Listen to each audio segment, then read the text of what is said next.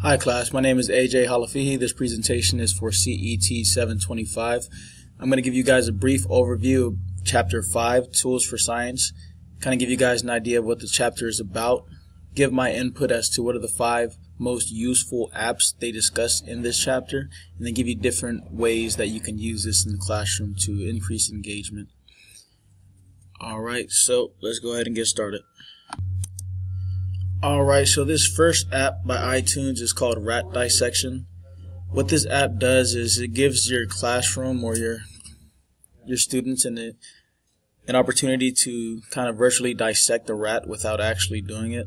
And the benefits of this is you get to examine the internal anatomy, so you get to study different components of organs or organ systems, for example the respiratory, digestive, the excretory systems, so that they can have a better understanding.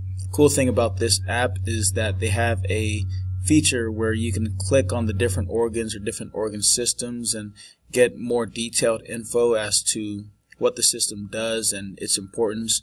You can kind of find out what is the relevance of it and how each system works together.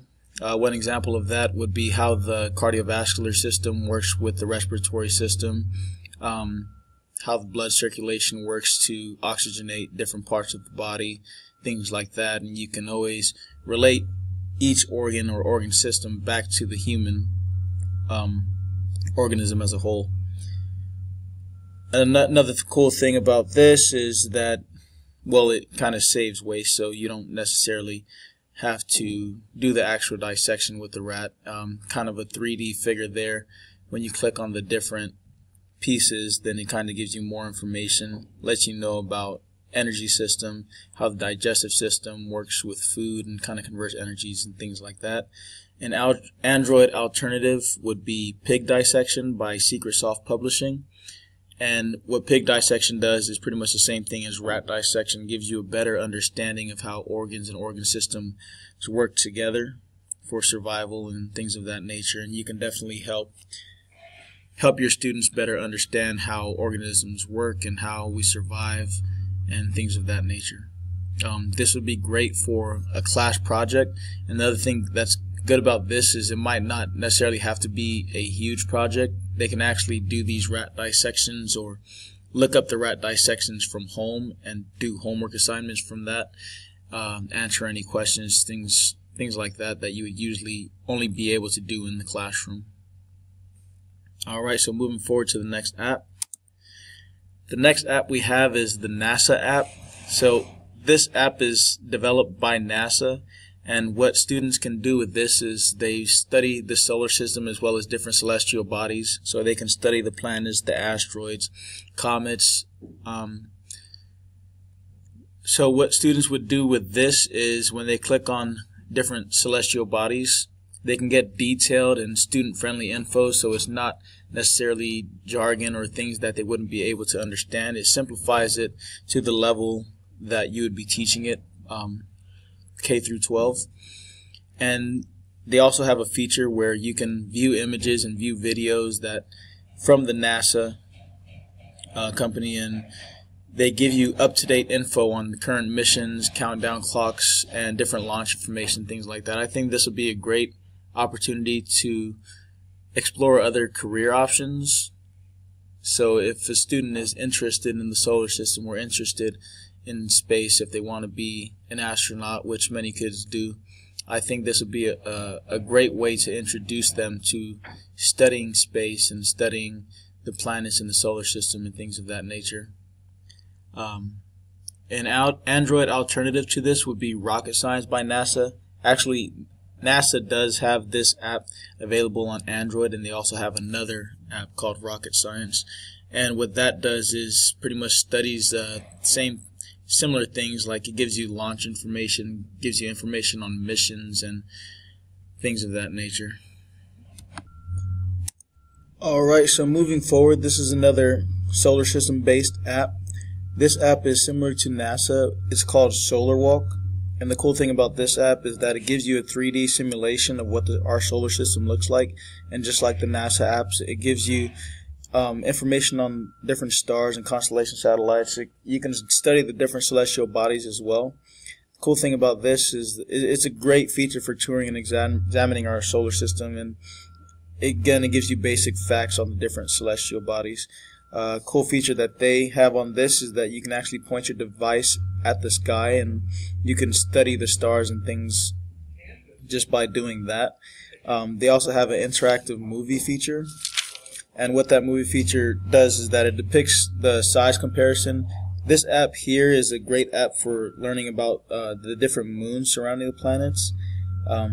So that's one thing that's unique to this app.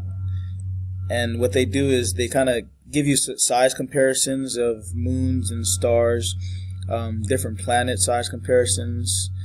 They also give you information about the Earth's cycles, solar eclipses, and then the different phases of the moon, if that's something that you would want to study in the classroom.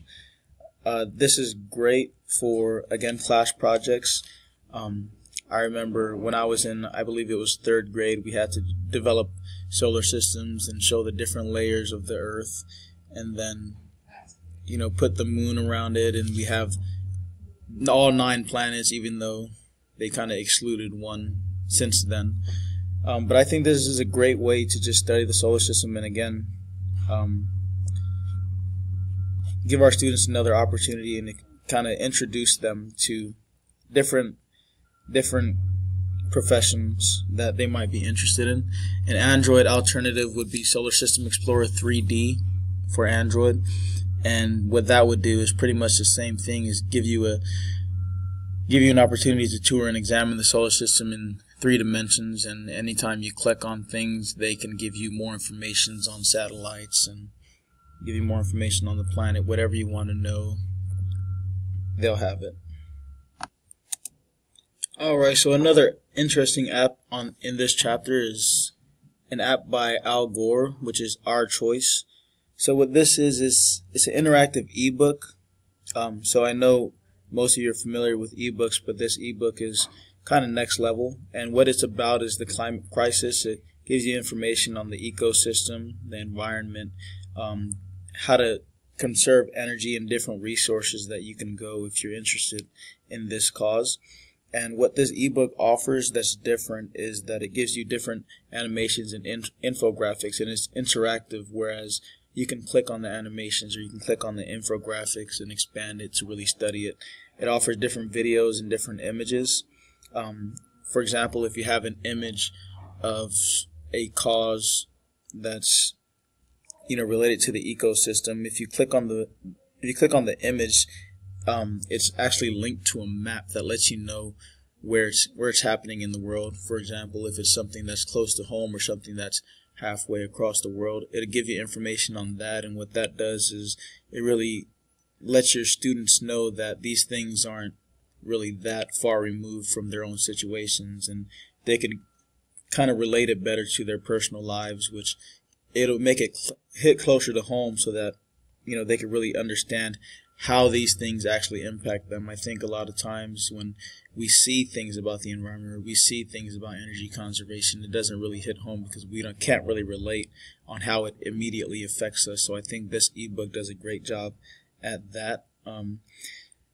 There's also educational snippets of Al Gore speaking himself, just to kind of give you more information, more background information to help you understand a little bit better, so that you're not just reading, you could actually hear the explanations and how they relate to you yourself. An Android alternative to this would be Environment by Master and Bull. So I wouldn't say that the quality matches and is not necessarily an ebook, but this environmental resource kind of gives you an idea of different resources that you can have that's close to you, how you can get involved in your community. And again, it talks about energy conservation. It talks about the ecosystem and what you can do to kind of help the cause.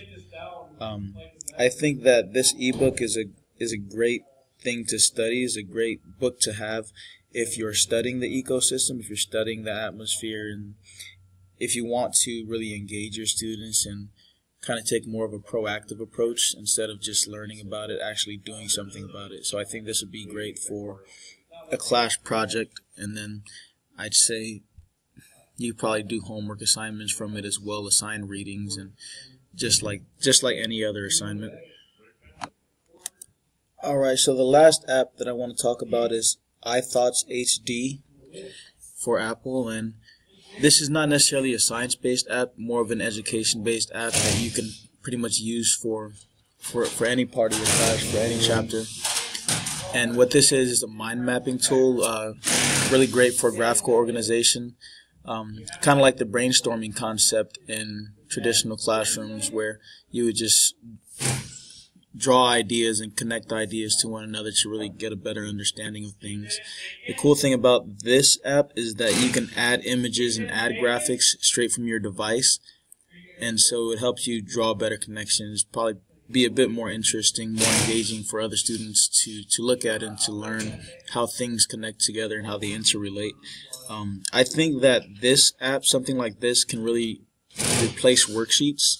And so we can actually use these and have students share them with one another.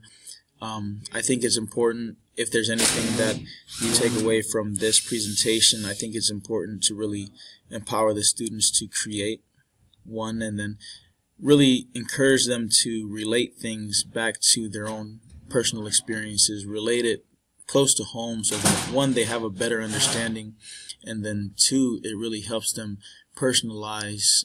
For example, if you look at Al Gore and his cause and trying to help the environment, I think if the students actually can relate that back to them, back to a personal experience, it can really empower them to actually create change. When you look at the solar system, how the solar system applies to them, and why is it important to keep studying, I think it's important to empower them to do that. So I think this is a great tool where we're not only connecting points to points in the classroom, we can connect points to the personal lives of the students to, again, empower them to take action. And so I think that'll be the biggest takeaway from this chapter and this presentation.